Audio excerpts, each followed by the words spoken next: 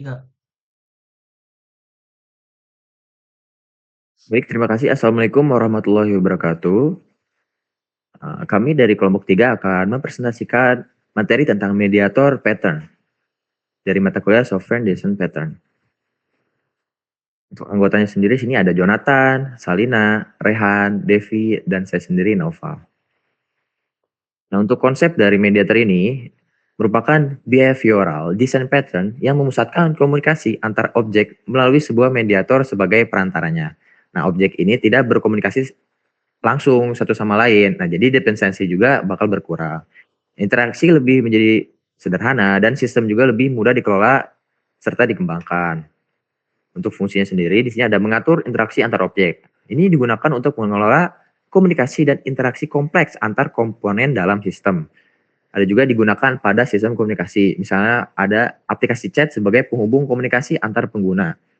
Sistem kontrol dan juga sistem kontrol lalu lintas udara untuk mengatur komunikasi antar pesawat. Dan juga digunakan pada sistem antarmuka, interface, dan juga bisa workflow ya.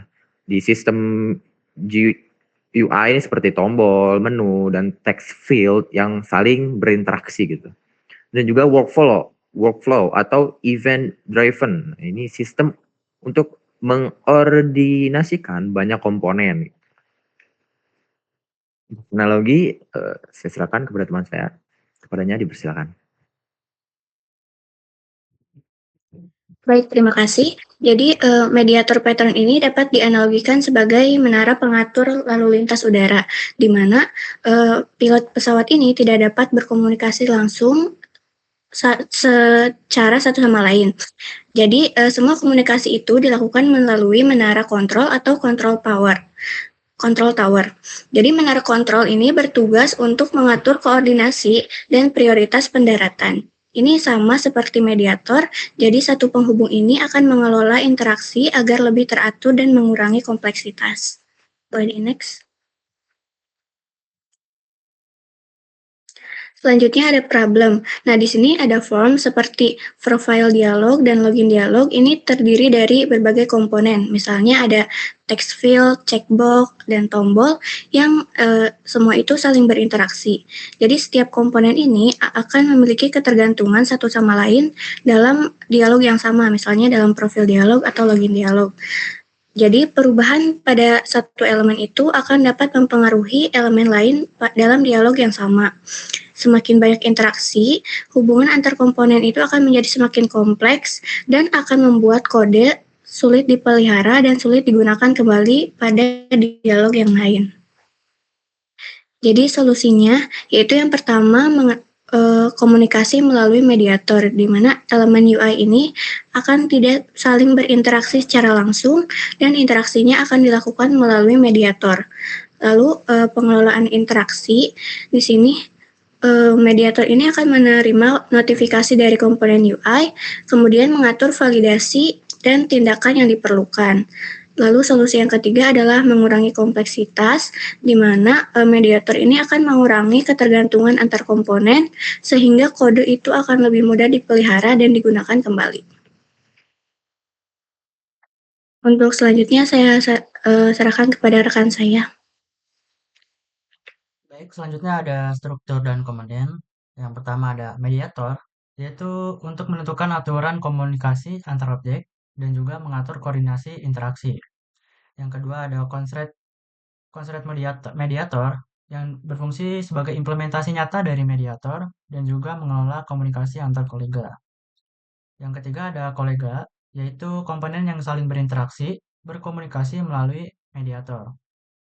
Yang keempat, ada kolega konkret, di mana berfungsi untuk implementasi spesifik dari kolega yang bergantung pada mediator untuk berkomunikasi. Next. Selanjutnya ada alur komunikasi, yaitu pertama ada objek, alurnya itu yang pertama objek konkret kolega mengirimkan pesan atau notifikasi ke konkret mediator ketika perlu berkomunikasi dengan kolega lain. Yang kedua, mediator menerima pesan dan menentukan cara mengkoordinasikan interaksi antar objek rekan konkret tertentu yang terlibat. Jadi berkesinambungan. Yang ketiga, alurnya yaitu concrete mediator dapat memanggil metode pada objek concrete kolega untuk memfasilitasi komunikasi mereka. Yang keempat, objek-objek rekan berinteraksi secara tidak langsung melalui concrete mediator untuk menjaga keterikatan yang kelonggar dan menghindari ketergantungan langsung. Next. Cara kerjanya yaitu ada 3. Yang pertama, penggunaan mediator berfungsi untuk memperkenalkan objek mediator sebagai penghubung utama dan semua komunikasi antar komponen yang dilakukan melalui mediator. Yang kedua, ada komunikasi antar komponen, yaitu objek tidak berkomunikasi secara langsung, tetapi hanya mengirimkan pesan atau permintaan ke mediator. Yang ketiga, ada pengaturan oleh mediator. Mediator itu untuk menentukan bagaimana pesan diproses atau diteruskan sehingga mengurangi ketergantungan antar objek dan mempermudah pengelolaan. Selanjutnya akan saya serahkan ke rekan saya. Baik, terima kasih. Selanjutnya, kapan mediator digunakan? Nah, mediator pattern ini digunakan dalam 3 kondisi utama nih. Yang pertama, saat komponen memiliki ketergantungan tinggi. Nah, ketika hubungan antar kelas sudah terlalu kompleks, nah mediator hadir sebagai perantara sehingga kelas-kelas itu nggak perlu saling berkomunikasi langsung satu sama lain. Yang kedua, komponen sulit digunakan kembali. Nah, kalau sebuah komponen terlalu bergantung pada komponen lain, dia jadi susah digunakan kembali. Nah, dengan mediator, komponen bisa berdiri sendiri dan lebih mudah dipakai ulang di konteks yang berbeda. Yang ketiga, saat sistem memiliki banyak subkelas. Nah, daripada membuat banyak subkelas hanya untuk mengatur interaksi antar komponen, nah mediator menyederhanakan semuanya dalam satu titik koordinasi. Boleh di next. Selanjutnya, kelebihan dan kekurangan mediator. Nah, seperti desain pattern lainnya, mediator juga punya kelebihan dan kekurangan. Dari sisi kelebihan, mediator mampu mengurangi ketergantungan antar objek yang berinteraksi, sehingga kode jadi lebih longgar dan nggak saling terikat. Nah, selain itu, logika komunikasi dan pengendalian jadi lebih sederhana karena terpusat di satu tempat. Nah, mediator juga mempermudah kalau nanti ada modifikasi atau penambahan komponen baru. Dan secara keseluruhan mendorong penulisan kode yang lebih bersih dan terorganisir. Tapi ada juga kekurangannya. Nah, mediator bisa jadi hambatan justru kalau mediatornya sendiri itu terlalu kompleks. Nah, selain itu, penggunaan mediator juga menambahkan lapisan abstraksi ekstra yang kadang bikin kode lebih susah dipahami. Dan terakhir, kalau sistem punya banyak kolega dan interaksi yang rumit, mediator jadi sulit buat dipertahankan. Next. Selanjutnya contoh di dunia nyata. Nah, supaya lebih mudah dipahami, kita analogikan mediator pattern dengan situasi di kelas. Nah, dalam analogi ini, siswa berperan sebagai colleague. Nah, masing-masing punya tugas dan tanggung jawab sendiri, tapi tetap perlu bekerja sama dalam satu kelompok. Nah, selanjutnya guru berperan sebagai mediator. Nah, guru yang mengatur dan menjadi perantara komunikasi antar siswa. Jadi bukan siswa yang langsung berkomunikasi satu sama lain secara bebas.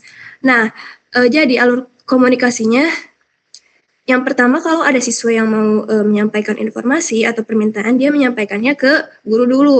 Lalu guru yang meneruskan ke siswa lain yang bersangkutan. Nah, hasilnya komunikasi jadi lebih teratur dan terorganisir. Next. Selanjutnya akan dipaparkan oleh rekan saya.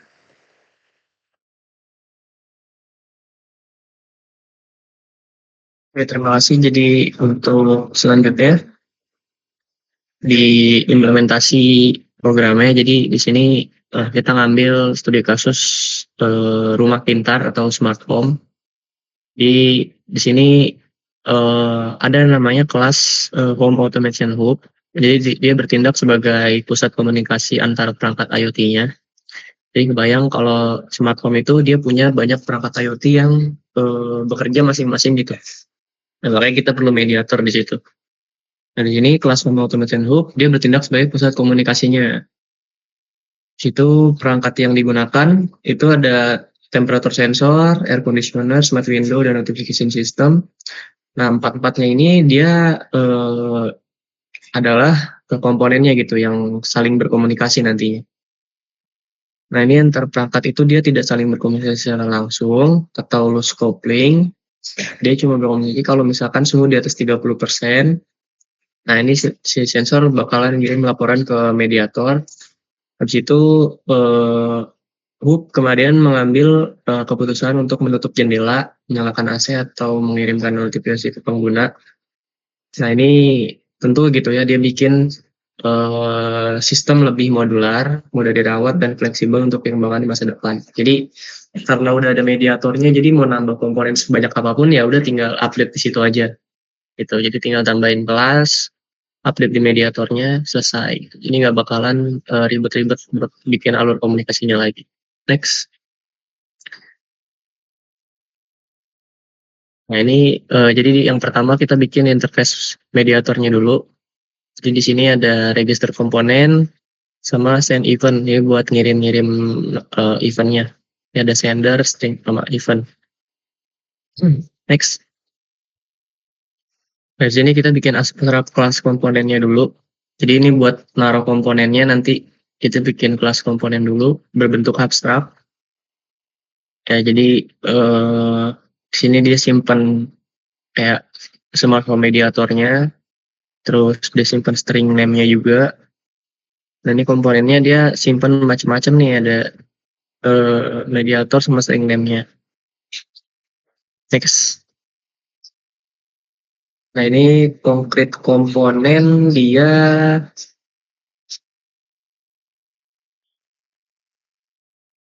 konkret komponen ya, dia nyimpen komponen-komponennya. Jadi ini konkret komponennya. Jadi di sini makanya ada temperatur sensor, terus ada trigger high temperatur, trigger merak temperatur, karena kebetulan di sini kita bikin dua simulasi, ada high temperatur sama normal temperatur, di mana nanti masing-masing dia ngirim ngirim trigger yang beda nih. Kayak misalnya yang high temperatur, dia ngirim high temp ke mediator, ya, ini mediator titik send event high temperatur. Nah, ini dia ngirim nanti ke mediator high temperaturnya gitu. Sama yang normal temperatur juga sama, dia ngirim ke mediator, bentuknya beda gitu ya, normal temp. Next. Nah, ini konkret komponen yang kedua, ini buat AC-nya. Jadi kayak tadi ya di grafik kan,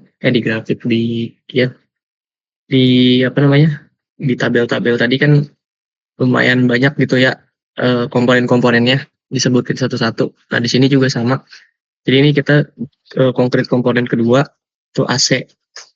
Ya, dia panjangan dari komponen, dari abstrak komponen tadi.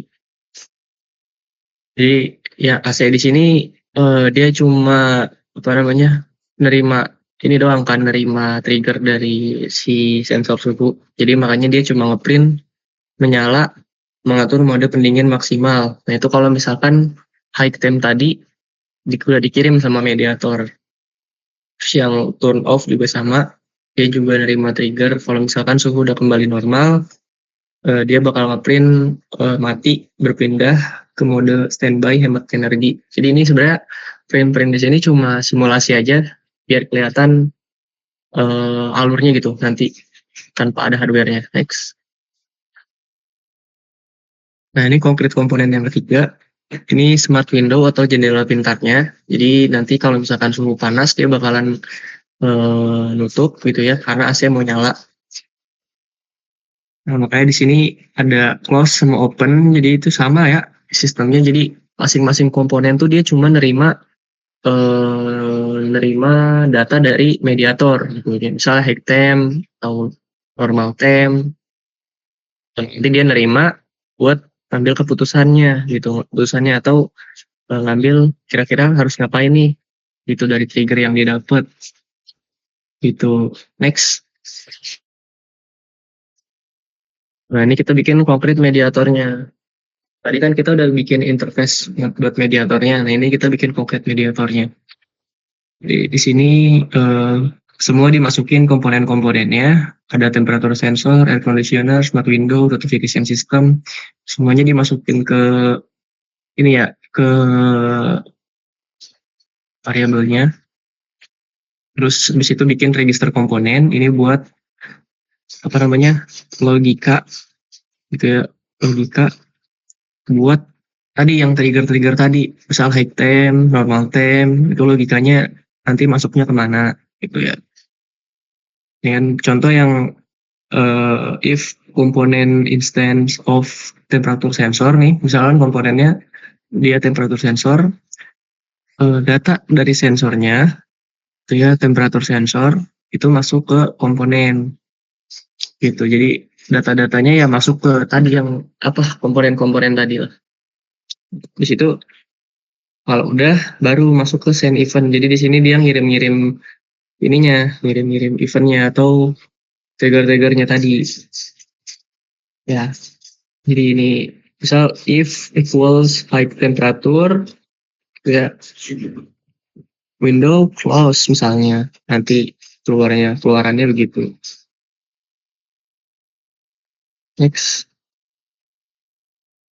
Ini lanjutannya. Terus kalau else if-nya misal normal temp, turn off, window open, notification alert suruh kembali normal. Itu notifikasi yang bakal dikeluarin sama si mediatornya gitu. Setelah dia dapat data dari sensor suhu.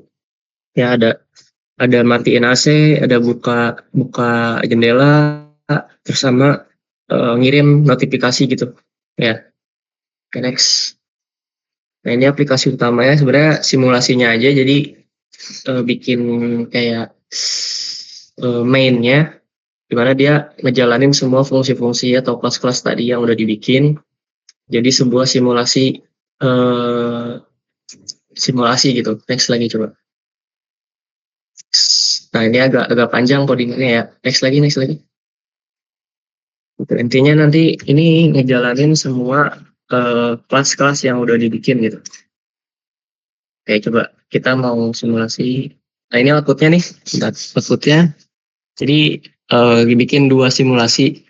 Ini ada nomor-nomornya 1, 2, 3, 4.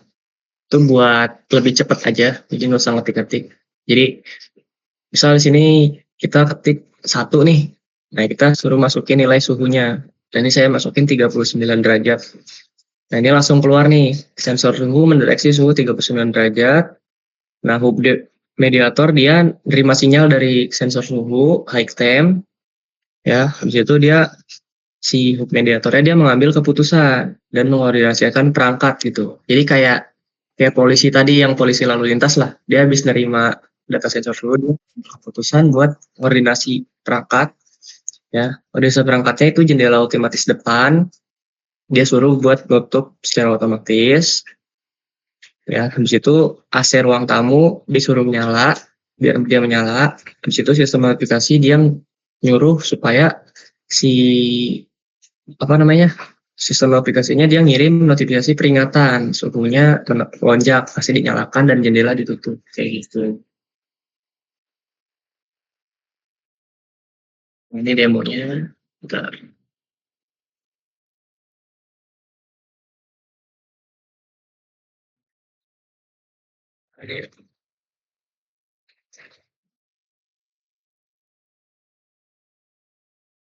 Ya, udah kelihatan belum?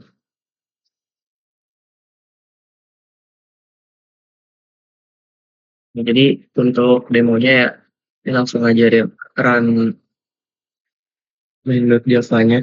Nah, jadi di sini semua kelasnya dijalanin ya, dipanggil-panggil semuanya. Ini pusat, gitu-gitu.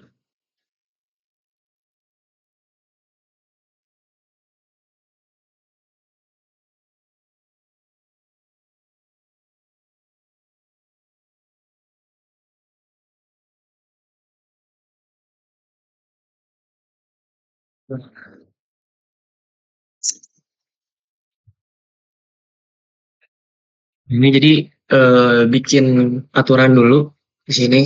Oke, if else kalau misalkan suhu lebih dari atau sama dengan 30 derajat, maka dia high temperature. Dari sini ya, sama else-nya juga. Itu kalau misalkan suhunya normal di bawah 30 derajat ya. Ini misal kita jalanin simulasi pertama, yaitu kita ketik dulu aja.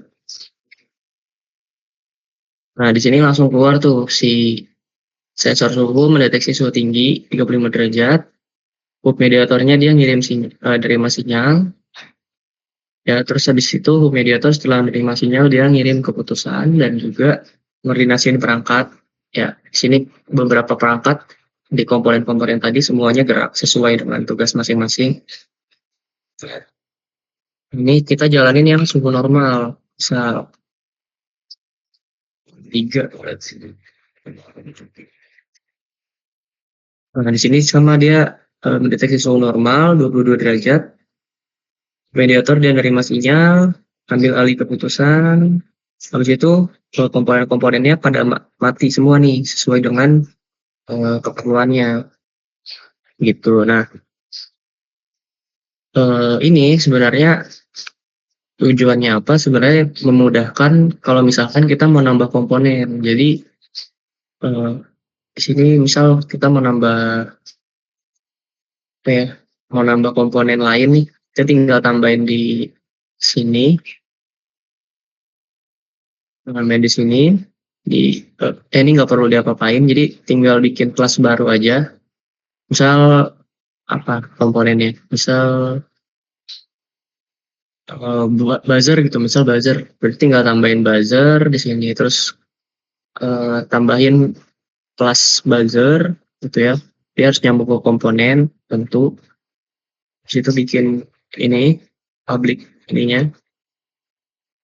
buzzer gitu ya nanti. Gitu, ntar dia masuk ke smart home mediator sama string name. Itu. Situ bikin public void, itu isinya logika-logika yang harus dilakuin sama buzzernya. Gitu. Jadi misal si buzzernya itu dia cuma nyala kalau misalkan ada suhu tinggi lah gitu misalnya, suhu tinggi. Berarti ya udah tinggal bikin if buzzer on misalnya di sini, buzzer on. Terus habis itu sistemnya tinggal di print gitu ya, tinggal di print buzzer nyala gitu. Terus return sama else-nya juga sama. Nah ini bikin public void buat matinya juga atau standby-nya juga gitu.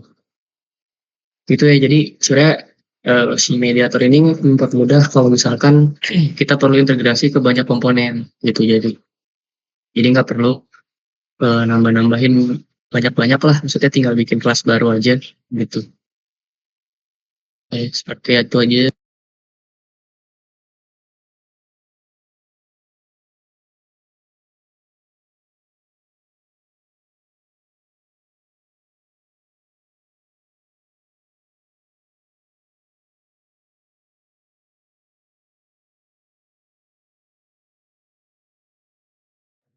Baik, terima kasih kepada Rehan yang udah menjelaskan demonya dan juga teman-teman semuanya. Terima kasih. Mohon maaf jika masih ada kekurangan dari kelompok kami. Sekian. Wassalamualaikum warahmatullahi wabarakatuh.